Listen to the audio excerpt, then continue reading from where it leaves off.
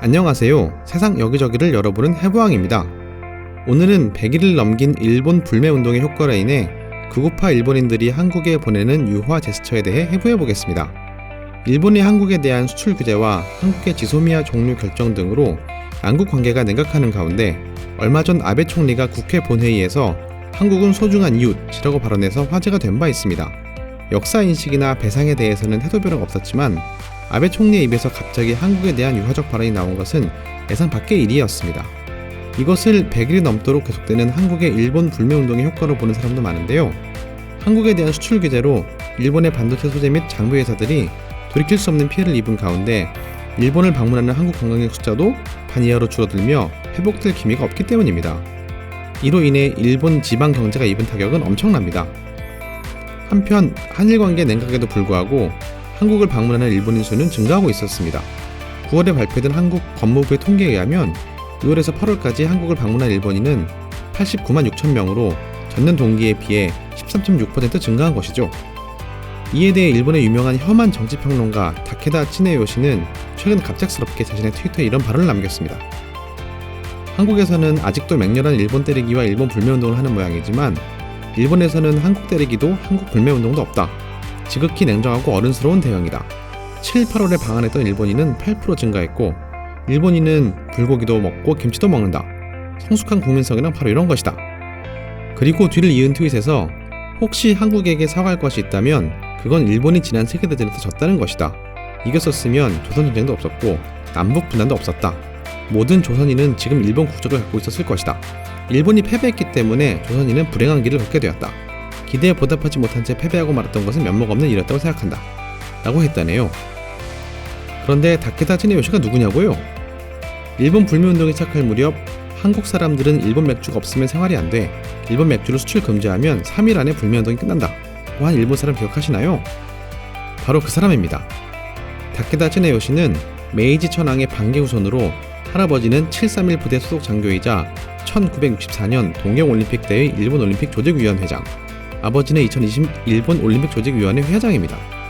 아버지는 얼마 전 올림픽 유치를 위해 뇌물을 공유한 혐의로 프랑스에서 기소되어 위원장을 사임했지만요.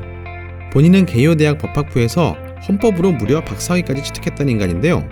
나름 금수저임에도 불구하고 유튜브니 트위터에서 어그로를 끌어대는 걸 보면 학계에 남을 뜻은 없는 것 같습니다. 하여튼 실제 천황가의 자손이자 아베 정권과도 밀접한 관계를 가진 집안 출신이기도 하니 구국계에서는 상당한 영향력이 있는 사람입니다. 그런 구국의 인싸 다케다는 왜 저런 트윗을 썼을까요? 표면적으로는 한국에게 수출 규제를 건 결과 일본 쪽에 엄청난 적자가 일어나고 있지만 이제 와서 한국에 사과할 일은 없다고 이야기하고 싶은 것 같기도 합니다. 하지만 누가 시키지도 않았는데 그분들에게 불리한 통계를 가져오더니 갑자기 한국에 사과한다면 같은 표현을 사용하는 것은 예외적인 일이죠. 저 뜬금없는 트윗은 결국 과거사를 사과하긴 하고 싶다.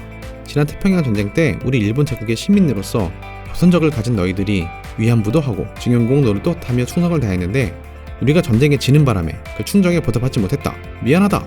이런 거잖아요? 이 트윗은 어쩌면 최근 아베 총리의 한국은 중요한 이웃 발언에 따르는 혐한 나름대로의 유화 제스처일 수도 있겠습니다. 일본 고급파들이 이제 와서 한국과의 관계를 개선하고 싶어진 모양이죠. 일본 불매운동이 100일 넘게 계속되니 이제 정신이 좀 들리는 걸까요? 이번 트윗은 기사화까지 되었는데요. 기사에는 수천 개의 댓글이 붙었습니다. 혹시 사과할 일이 있다면 지금까지 특별 취급해서 이미 충분하게 사과했습니다. 이 이상은 없습니다. 이제 관계를 갖지 않는다. 보통의 나라 취급을 한다. 그냥 내버려 두는 게 좋겠네요. 말씀하신 대로입니다. 전쟁은 이기는 쪽이 정의이니까요. 하지만 전쟁의 비참함을 경험한 것은 일본의 교훈이 됐다고 생각합니다. 아시아의 대부분이 구미 각국의 식민지가 되고 있는 상황에서 일본도 포위되어 석유 등의 수입이 어려워져 싸우지 않을 수 없었다고 하는 것도 사실입니다. 반감은 살 것 같지만 맞는 말이라고 생각한다. 하지만 전쟁에 이겼다면 지금 어떻게 되었을지 아무도 모른다. 현 상황에서 이야기하자면 서로 거리를 두고 제로 스타트하는 수밖에 없다. 이상한 타협 같은 걸 하는 건 선례가 될 가능성이 있다. 완전히 올바른 이해라고 생각합니다. 제대로 역사를 공부하고 계시네요. 저도 완전히 같은 의견입니다. 2차 대전, 일본을 위해서는 저도 잘됐다고 생각하지만 저 나라에겐 나빴다고 생각합니다. 하지만 유럽 여러 나라의 아시아 침략으로부터 스스로를 지키기 위해서 저 나라는 일본을 따라온 거니까 이건 연대 책임이기도 합니다. 자신들의 역사가 한심하다고 해서 일본의 책임을 전가하려는 것은 차고. 괜찮잖아. 일본의 공헌을 생각하면 그 정도 일은 거스름돈이 돌아올 정도라고 생각한다. 물론 전쟁은 두 번 다시 있어서는 안 되겠지만 어떤 의미 이건 진실이니까 굽신굽신 사과하는 건 그만두고 당당하게 이 정도는 말할 수 있는 일본인이 늘어나도 되는 시기라고 생각한다. 자료도 많이 있고 말이지. 저 나라의 막 나간 거짓말을 세계에 알리기 위해서라도. 뭐 조선반도민들은 아무래도 상관없지만 혹시 대만이나 팔라오 사람들이 지금도 일본인이었다면 어떤 일본인이 됐을까요? 라고 상상하는 일이 있습니다. 공감도가 높은 댓글들을 종합해보면 다케다의 제안은 일본 구교들에게 나름 맞는 말처럼 들리는 것 같습니다. 참네, 뭐가 제대로 역사를 공부했다는 건지. 구미 여러 나라가 아시아를 식민지로 만드는 와중에 같은 황인종인 일본이 아시아를 지켜준다는 것은 귀축 미영 운운하던 군국주의 일본의 말기 논리 아닙니까? 위안부도 강제징용도 사과할 일은 없지만 표절해서 너희들이 영광스러운 식민에서 제외된 것만은 사과하겠다는 것이 무슨 말도 안 되는 소리인가요? 일본 구구들은 아직도 대동아 공영권의 망상 속에 살고 있네요. 저들에게는 한국이 아직도 자기들 식민지로 보이는 모양입니다.